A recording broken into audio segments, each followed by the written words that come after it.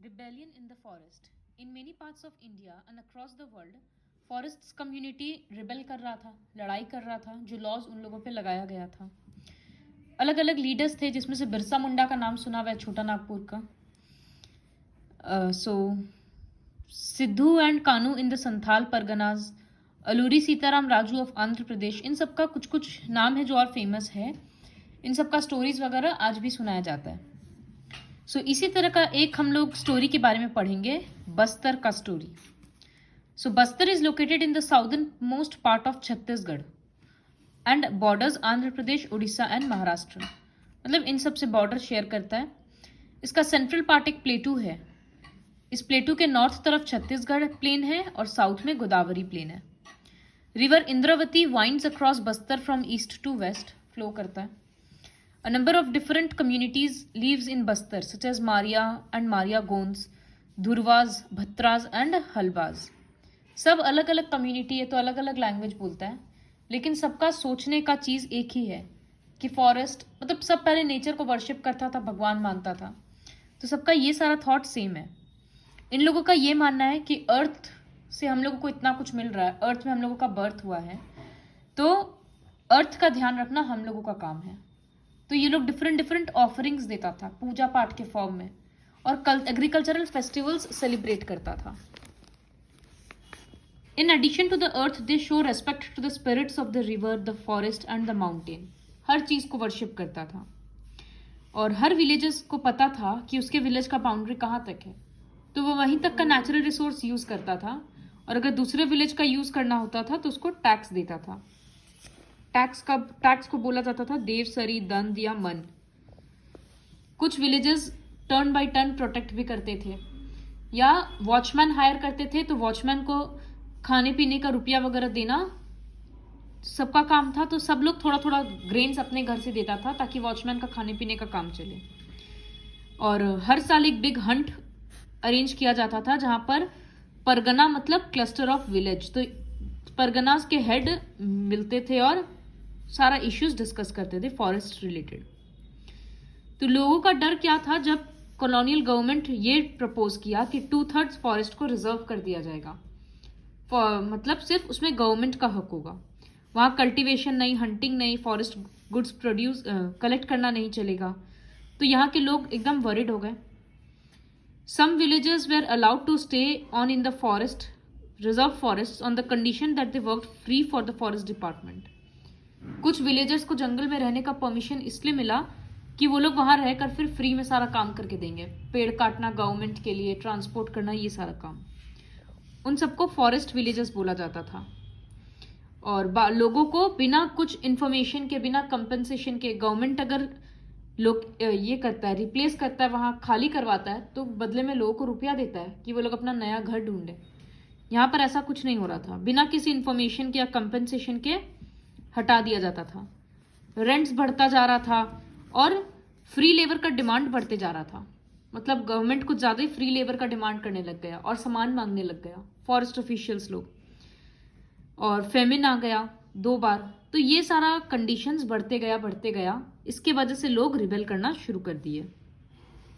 तो शुरू में ये लोग क्या करता था, मिलता था फेस्टिवल्स में, बाजार्स में, और अपना प्रॉब्लम्स डिस्कस करता था और सोचता था कि क्या करें.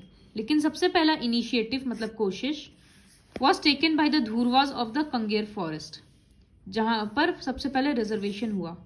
कोई सिंगल लीडर नहीं था, लेकिन लोग गुंडाधुर को बहुत मानते थे.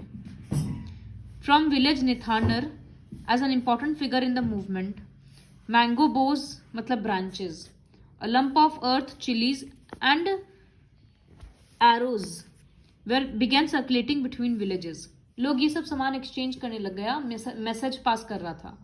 सामान एक्सचेंज करना मतलब वो लोग इनवाइट कर रहा था कि तुम लोग भी इस रिबेलियन में पार्ट लो. और रिबेलियन क्या था, कोई भी चीज अगर कॉलोनियल गवर्नमेंट से रिलेटेड होता, जैसे पुलिस स्टेशन, स्कूल या कुछ भी, तो वो लोग उस चीज को लूटता, जला देता, और वहां से जो भी मिलता, ग्रेन्स मिलता, रुपया मिलता, वो आपस में बांट लेता था. तो इस तरह से करता रहा. ये सारे एक चक्कर में ब्रिटिशर्स को, obviously Britishers were more powerful, तो वो लोग सब कुछ वापस कैप्चर तो कर लिया, लेकिन टाइम लगता था. तो आदिवासी ब्रिटिश अपना ट्रूप भेज दिया रिबेलियन को खत्म करने के लिए। आदिवासी लोग नेगोशिएट करने का कोशिश किया, लेकिन ब्रिटिशर्स उन लोगों के कैंप में फायरिंग शुरू कर दिया। वो लोग सब इधर उधर भाग गया। 3 महीना लग गया ब्रिटिश को वापस कंट्रोल रीगेन करने में, लेकिन वो लोग गुंडाधुर को नहीं पकड़ पाया। और रिबल्स के लिए ये एक बहुत बड़ा जीत था। क्यों? क्योंकि शुरू में 2/3 हिस्सा का बात हुआ था कि 2/3 को रिजर्व कर दिया जाएगा, उतना नहीं हुआ। उससे आधा ही हिस्सा को रिजर्व किया गया फॉरेस्ट को। सिर्फ ये एक बस्तर का है, इसी तरह से बहुत सारे एग्जाम्पल्स हैं जहाँ छोटे छोटे तरीका से रिबेलियन चला। इंडिपेंडेंस के बाद से भी लोगों को बाहर रखने का मतलब रिजर्वेशन, फॉरेस्ट गवर्नमेंट के अंडर में वहाँ लोग नहीं जा सकते, ये सब सिस्टम चलते आ रहा है। In the 1970s, the World Bank proposed that 4,600 hectares of natural sal forest should be replaced by tropical pine. So जो वर्ल्ड बैंक जितना बड़ा ऑर्गेनाइजेशन भी 1970s में ये दिया कि साल फॉरेस्ट को काटो और बदले में पाइन लगाओ ताकि पेपर प्रोड्यूस कर पाए। डिमांड बहुत ज़्यादा था बोलकर, लेकिन लोग फिर प्रोटेस्ट किए तो फाइनली वो स्टॉप हो गया। तो ये एक इंडिया का एग्जाम्पल था। इसी तरह से एशिया में इंडोनेशिया का एक एग्जाम्पल नेक्स्ट में है, फॉरेस्ट ट्रांसफॉर्मेशन इन जावा। तो जावा का नाम काफ़ी फेमस है क्योंकि एक राइस प्रोड्यूसिंग आइलैंड है इंडोनेशिया का, लेकिन एक टाइम पे यहाँ सिर्फ जंगल ही जंगल था। जैसे इंडिया में कॉलोनियल पावर ब्रिटिश था, यहाँ पर डच था, तो वो लोग भी बहुत अत्याचार करता था। Java in Indonesia is where the Dutch started forest management. जंगल वो लोग मैनेज करना शुरू किया। ब्रिटिशर्स के जैसे उनको भी टिम्बर चाहिए था शिप्स वगैरह बनाने का, तो वो लोग पेड़ काटते रहता था। There were many villages in the fertile plain, but there were also many communities living in the mountains and practising shifting cultivation. तो सबको प्रॉब्लम हुआ। The woodcutters of Java, the Kalangs of Java, एक community है कलंग्स। ये community बहुत skilled है, पेड़ काटना मतलब हर चीज़ का कला इन लोगों को ज़्यादा आता है। तो 6000 कलंग फैमिलीज था।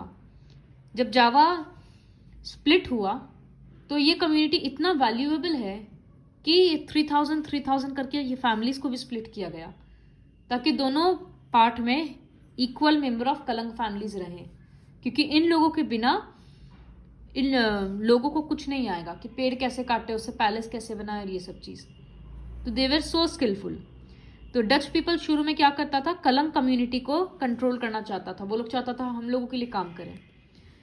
ये लोग प्रोटेस्ट वगैरह करता, फोर्ट वगैरह में किया प्रोटेस्ट, लेकिन कुछ नहीं होता था। Dutch scientific forestry in the 19th century when it became important to control territory and not just people, तो डच लोग फॉरेस्ट कैप्चर करने का कोशिश करने लगे। फॉरेस्ट रिजर्व कर देते थे कि पर्टिकुलर एरिया सिर्फ पर्टिकुलर काम के लिए ही क्लियर किया जाएगा। और विलेजर्स अगर कैटल ग्रेस कराते हुए मिला या कुछ भी करते हुए मिला बिना परमिशन के, तो उनको पनिश किया जाता था। As in India the need to manage forest for the ship building and railways, जैसे इंडिया में रेलवेज का डिमांड बहुत ज़्यादा बढ़ गया तो पेड़ काटना पड़ा था, वैसे यहाँ पर भी था। तो in 1882 2,80,000 sleepers were exported from Java alone.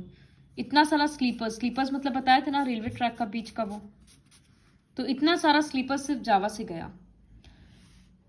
However, all this required labor to cut the trees, transport the logs and prepare the sleepers. तो Dutch first imposed rents on land being cultivated in the forest. वो लोग rent लगा दिया, forest में cultivation करना है तो tax देना होगा। और कुछ कुछ विलेजर्स को बोलता था फ्री में देंगे अगर तुम लोग हम लोगों के लिए काम करके देगा, तो मतलब फ्री लेबर मांगता था रेंट के बदले। Free labour and buffaloes for cutting and transporting timber, इस सिस्टम को बोला जाता था blandongdiensten system. Later instead of rent exemption forest villagers were given small wages. बाद में फॉरेस्ट विलेजर्स को थोड़ा थोड़ा रुपया वगैरह मिलने लगा, लेकिन वो लोग अपने मन से कल्टीवेशन नहीं कर सकता था। सैमिन्स चैलेंज अराउंड 1890, सुरोंटिको सैमिन ऑफ ग्रांडब्यूटालंग विलेज, ये एक जावा का ही विलेज है, टीक फॉरेस्ट का। ये लोग बोला ये इंसान बोला कि फॉरेस्ट किसी भी स्टेट का कैसे हो सकता है, वो वहाँ का हवा पानी सब तो नहीं कंट्रोल कर सकता, और वो तो क्रिएट नहीं किया है। विंड वाटर अर्थ और वुड वो सब तो नेचर का है, तो इसलिए फॉरेस्ट किसी का नहीं है। और यही थिंकिंग लोगों में स्प्रेड होते गया। तो कितना 3000 फैमिलीज फिर प्रोटेस्ट करने लगा यही आइडिया के साथ। Some of the Saminists protested by lying down on their land when the Dutch came to survey it. जब डच पीपल लैंड को सर्वे करने आते तो लोग जमीन में सो जाता था। टैक्स नहीं देंगे, काम नहीं करेंगे, इस तरह से रूल्स ओबे नहीं करेंगे। War and deforestation. First world war और सेकेंड वर्ल्ड वॉर के टाइम पे सारा फॉरेस्ट लॉज ब्रेक हो गया। सब कोई पेड़ काटे जा रहा है क्योंकि हर चीज के लिए पेड़ ट्रीज का काम था, वुड का काम था। The Dutch in Java just before the Japanese occupied the region. Japanese आकर अटैक करने वाले थे, वहां कैप्चर करने वाले थे, तो डच पीपल क्या किए, पेड़ जलाने लग गए, मतलब पूरा नेचर को डिस्ट्रॉय कर दे रहे हैं ताकि जब जापानीज आए तो उनको कुछ ना मिले।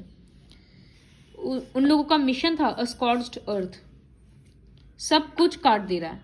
फिर जब जापानीज आए तो वो लोग बचा हुआ पेड़ वगैरह एकदम आराम से काट रहे हैं क्योंकि अब उनको अपना इंडस्ट्रीज एक्सपैंड करना है। After the war it was difficult for the Indonesian forest service to get this land back. As in India, people's need for agricultural land has brought them into conflict with the forest department's desire to control the land and exclude people from it. मतलब अब cultivation के लिए land दें क्योंकि population बढ़ रहा है, या फॉरेस्ट को प्रोटेक्ट करें, ये सबका कन्फ्लिक्ट हुआ।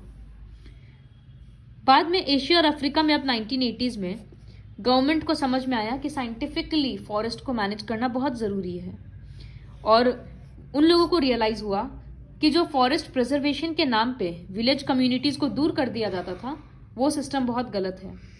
लोकल लोगों के अंडर में फॉरेस्ट होना चाहिए क्योंकि वो लोग अपना डिमांड्स ठीक से समझते हैं और वो लोग नेचर का केयर ज़्यादा बेटर तरीका से लेंगे।